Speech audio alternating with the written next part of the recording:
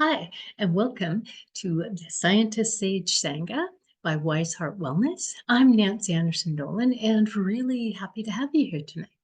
Or if you're listening past it when this is posted afterwards. And what we're talking about tonight is Valentine's, because apropos, it's going to be tomorrow at this time of this recording.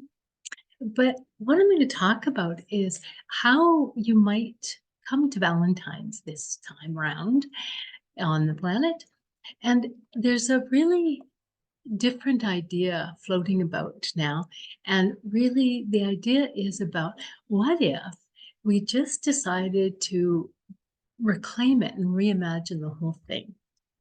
And we take it for an intentional opportunity for different things that we might particularly want, perhaps gratitude or connection, or just joy, or sharing, or service, whatever people might imagine for their particular version of Valentine's. Because it actually has quite a storied past. Originally, it was an ancient Roman tradition, and it actually circled around the beginning part, circled around the execution of two guys that were named Valentine in different years. They did it more than once. And some of the rituals or activities involved things like beating women. And then sometimes the women would marry the guys that beat them. And so there are some things here we don't want to keep repeating. And it did change a bit going forward, and it came to be an honoring of Saint Valentine of the Christian tradition. And he was known for his kindness and that sort of thing. And then, one moment. One moment. We're going to pause for a second.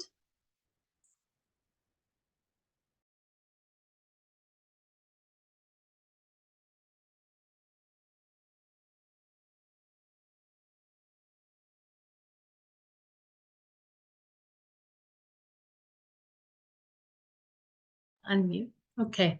So now I've found out I was muted again too.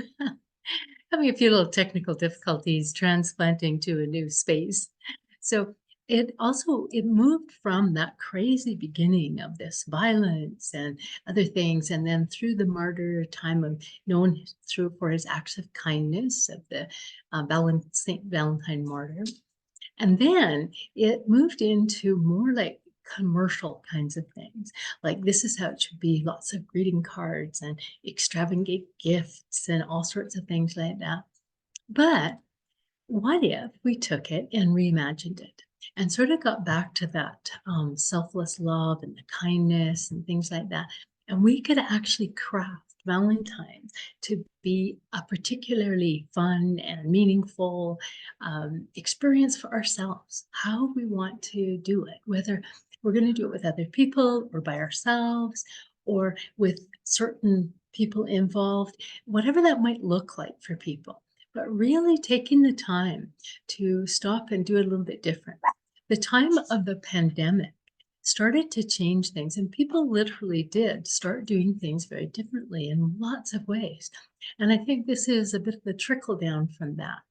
And we can start in rooting in what the purpose of it would be for us. And just like people decided, not to go back to work in office towers, they could do that. And so we're going to do it differently the way we want to. And first of all, we might look at what does it mean to us historically or right now? What's our past experience kind of thing? But then how would we like it to be? Could it be a celebration of just being kind to people for the day? Could it be like a Secret Santa kind of thing? Could it be that I just want to finish the day peaceful and grateful? So I'm going to take the day for myself and my loved ones and just work on making it peaceful and not the sort of grandiose kinds of things that we might do in a typical Valentine's and try and get back to that ideal of a certain kind of romantic love or anything, but really about how do we want to feel? And then work around that, developing what we might want to do on that day. because I'm a big believer in actual celebrations and celebrating a lot of things because our lives move through with those markers of celebration. And so I think it's a useful thing to really stop and think about, how do we want to celebrate? One of the things that lots of people talk about is that authentic connection, because it's just too easy to go, oh, hi, how are you? I'm fine. How about you? That kind of thing. When if we're just going to be able to connect authentically. Now, the email that I sent out, one of the suggestions they had was to start planning a little further ahead. But since we're talking about it just the night before, I would really encourage for yourself what it might look like for you, just you doing your thing. It might look like just expressing gratitude or praying for people that, don't even know you're doing that for them, or maybe gifts for people. There's an amazing woman, her name is Gerbinder, and she's an elderly cashier at my local grocery store. And she is someone I always think about in these kind of times. Like she's the presence of kindness and, persistence and hardworking and caring.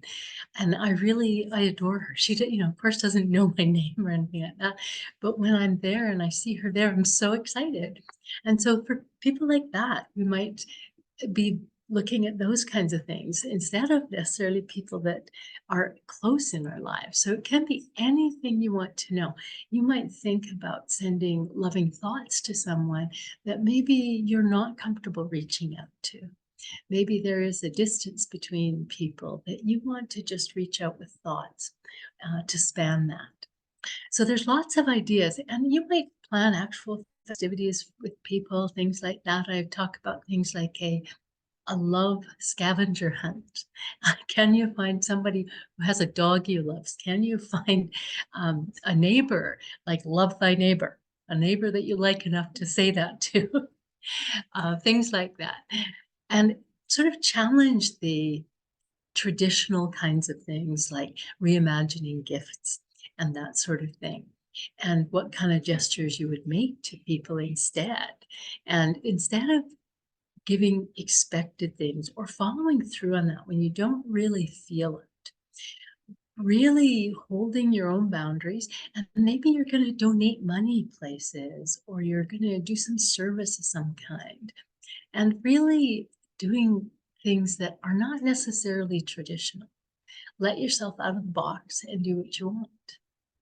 And one of the things that was really emphasized in the email that I'd sent out is that people should be merry. It's not just for Christmas. Even though we don't have any, history or tradition of saying Merry Valentines, we could take that up.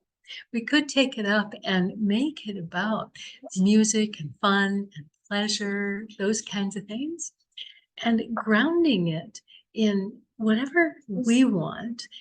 We might, get a little heavy with those kinds of things. Like, yes, we're not going to go with that romantic love idea. We're going to do these other things. And so it really is important to not make it too serious either. And unless you want a very serious talk with someone and you invite them into it and they're ready to go with you during Valentine's, that's possible. But really just opening the door to lots of spontaneity. And it might be like loving nature or playing games. You might have a card tournament that is a Valentine's tournament, whatever you want to do. Maybe it's going to be creating something. Maybe it's going to be humorous cards, whatever it might look like for being merry for you as well. To include that in a celebration, I think is so important. And then literally after that, after you're done, to see what that feels like. Lots of times we have a lot of emotion tied up, and lots of times it's old experience and expectations and all sorts of things. But to just take the time afterwards to sit with whatever is there.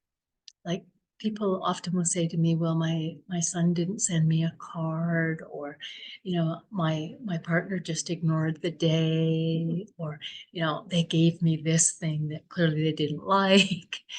But for ourselves to sit with it and go, huh, now, did I like that what I did, or did it feel weird? Or are there any old notions that I have that I might be able to let go of? Is there some heartbreak I need to sit with? That would be a lovely way to celebrate Valentine's, is to love yourself enough to hold those kinds of things that you might be able to clear out old emotion, old thoughts. So whatever it looks like, just take some time at the end of it to review and think, what might I like to do instead? That I thought that would be fun, or I thought that would be interesting, but maybe it didn't go as I thought it would.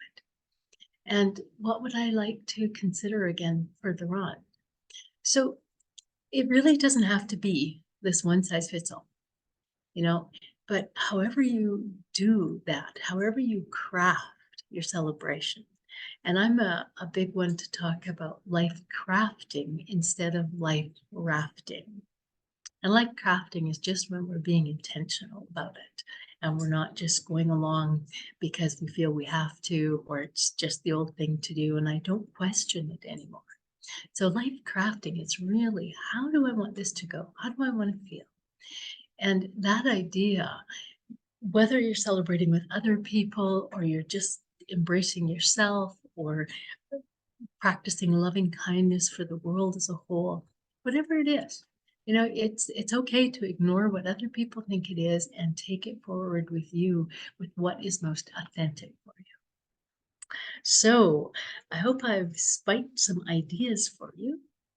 And we're going to end with a meditation or contemplation. And because, like I say, I'm introducing this hours ahead of Valentine's, you won't have a lot of time to do a lot of planning. But just take the next few minutes to, close your eyes, imagine what it might be like. And I'm just going to offer some suggestions to try on as you're in contemplation, and we'll see how it feels. So as always, love your body up a little. Might want to put your feet up, close your eyes, and always you feel free to go off camera if that's more comfortable. And you might just start by creating some space. Creating space where you might let the spirit of the day come in.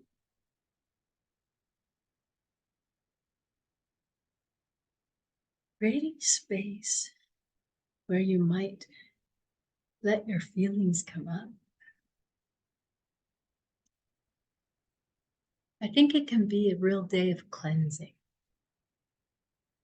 And you might be missing someone.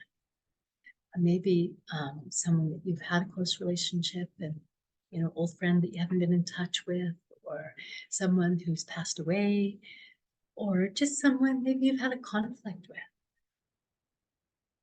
And in the gentleness of this moment, just allow yourself to really feel for that person, and you might just send them kindness or blessings.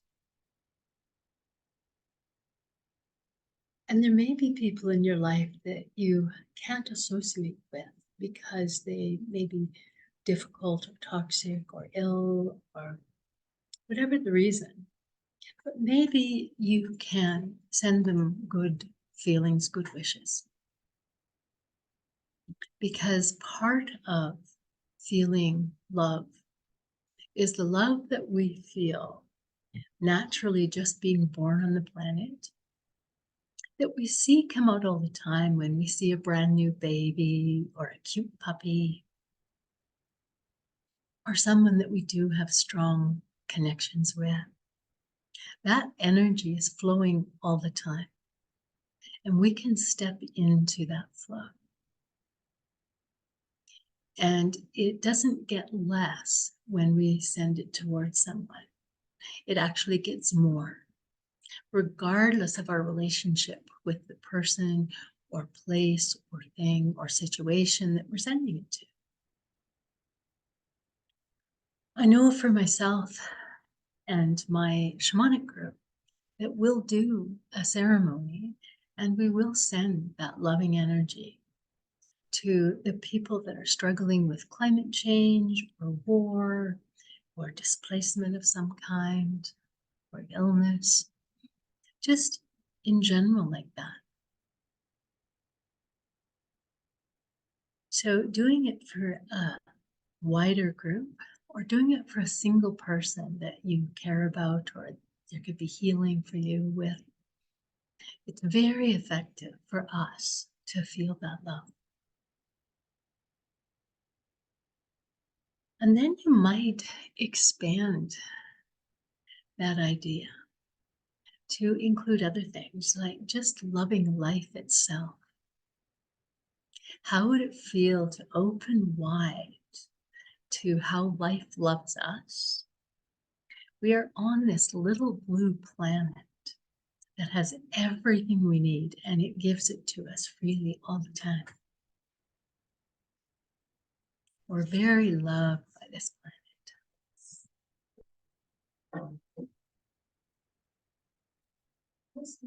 And we can love pets. We can love nature.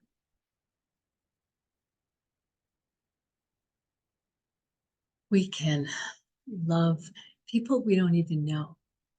It might be a faith tradition person. It might be an ancestor of ours. It might be someone in the world that just does good in the world, that we can feel deep love for. So just let that come through you. Let the light of love come through you. And then you might open up to joy that inevitably follows love. Creating space for it in your life. Just giving our brain the idea to open to joy and love orients it to look for that. And then if we take those actual practices out into our day on Valentine's Day or any other day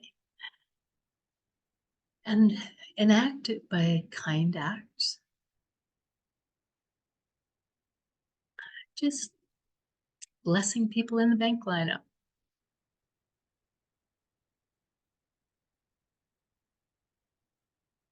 helping a charity or a next door neighbor. And really consciously being grateful for things, whether that's your car starting in the morning or the kind neighbors next door,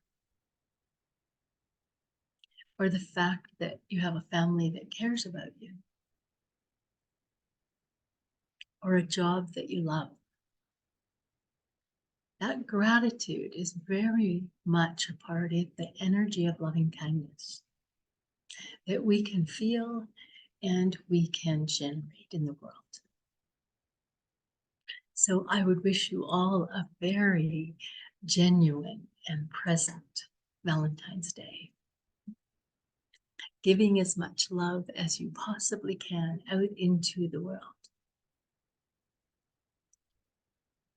Thank you to the people that are present. We'll discuss in a moment. To the people that are watching this later, I hope that you enjoy this.